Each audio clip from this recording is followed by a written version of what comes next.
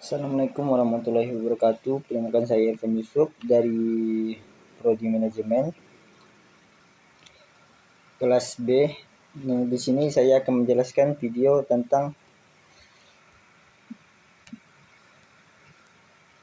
tugas UAS akhir semester.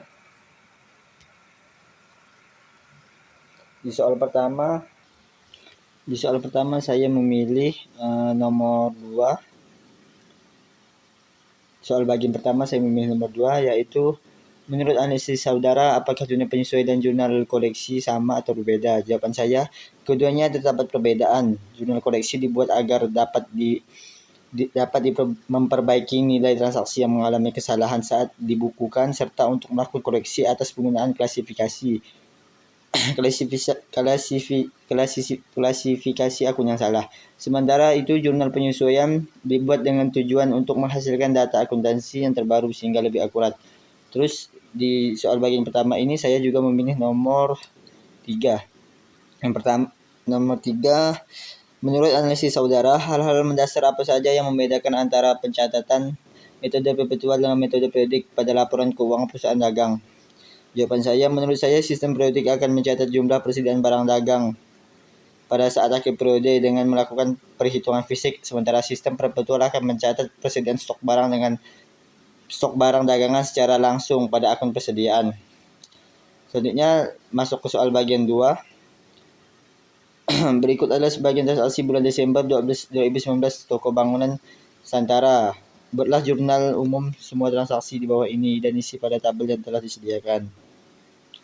Pada tanggal 1 Desember 2019, TB berguna menjual besi kepada TB Umar dengan termin kredit 2/10 N/30 FOB Destination Point senilai Rp 50. HPP barang yang dijual senilai Rp15. Jawabannya adalah piutang diletakkan di sebelah debit sebesar Rp50 dan penjualan diletakkan sebelah kredit sebesar Rp50. Selanjutnya soal yang kedua, membayar ongkos kirim penjualan tanggal 1 Desember senilai Rp2. Jawabannya adalah beban kirim penjualan diletakkan sebelah debit sebesar Rp2 dan kas di sebelah kredit sebesar Rp2. Selanjutnya pada nomor 3 Desember pada 3 Desember 2019, TB berguna membeli 12 sak semen kepada TBRD termin kredit 10/10 N/30 FOB Destination Point sebesar Rp12. Jawabannya, pembelian diletakkan di sebelah debit sebesar Rp12, utang dagang diletakkan sebelah kredit sebesar Rp12 juga. Selanjutnya pada soal nomor 4 Desember 2019, meretur 2 sak semen kepada TBRD karena semen beku. Utang dagang diletakkan sebelah debit sebesar Rp2.000 dan persediaan barang dagang diletakkan sebelah kredit sebesar Rp2.000. Pada soal selanjutnya, melunasi pembelian semen tanggal 3 Desember.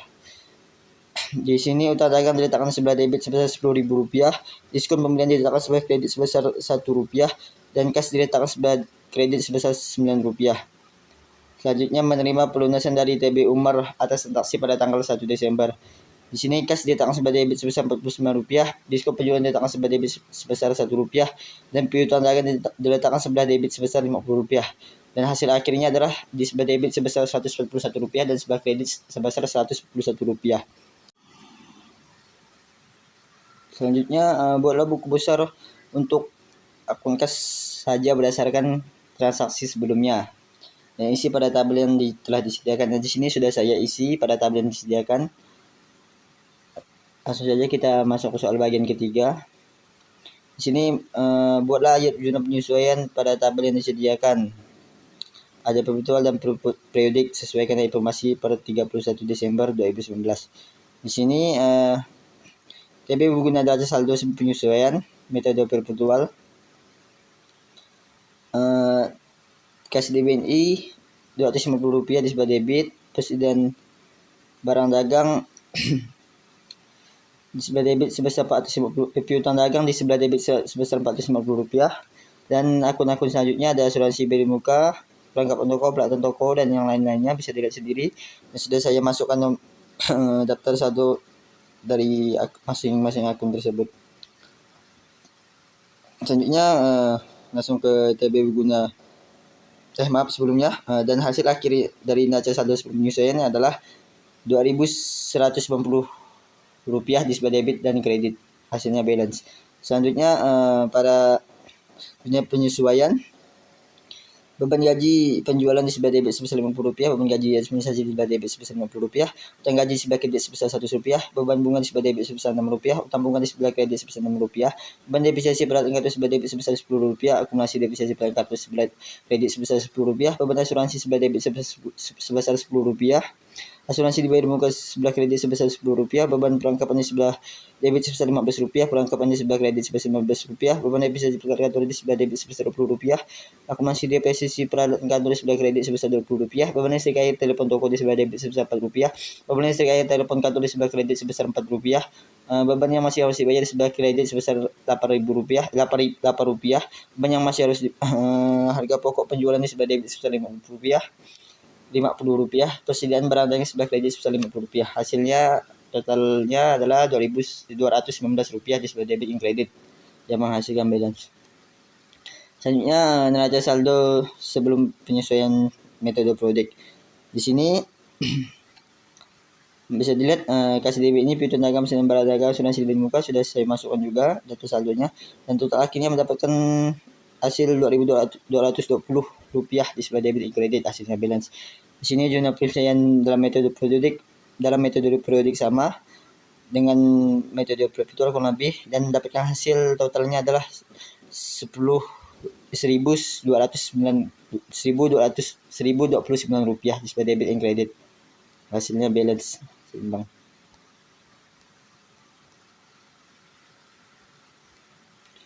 Selanjutnya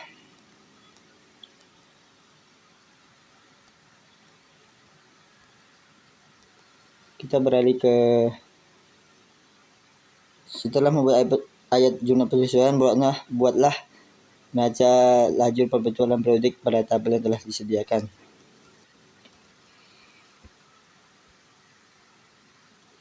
Sini bisa kita lihat nama akun dan daftar saldo sebelum penyesuaian dan juga setelah penyesuaian. Di sini kita sudah dapat melihat hasilnya. Di total daftar saldo sebelum penyesuaian, hasilnya adalah Rp2.190 di sebelah debit maupun kredit. Dan setelah penyesuaian, hasil akhirnya adalah Rp2.334 di sebelah debit dan kredit, yang juga seimbang atau balance. Dan di sini juga terdapat akun-akun yang disesuaikan dan ada yang tidak disesuaikan. Saya berikan contoh akun-akun yang disesuaikan ada seperti persediaan barang dagang, transaksi dibayar, asuransi dibayar muka. Itu salah satu contohnya. Kemudian masuk ke lapor laba rugi. Di lapor laba rugi dan laporan posisi keuangan. Di laporan laba rugi kita sendiri mendapatkan hasil akhir Rp1.960 sebelah debit dan kredit. Dan di laporan posisi keuangan kita juga mendapatkan hasil Rp1.185 di sebelah debit dan kredit.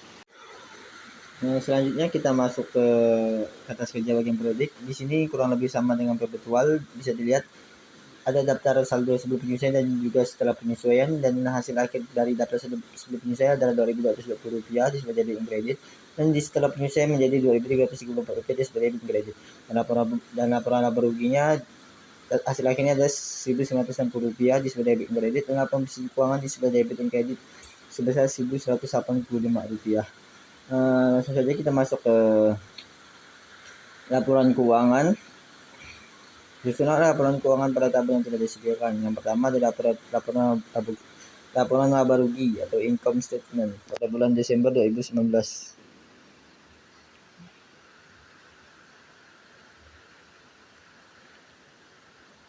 Di sini dapat dilihat pendapatan.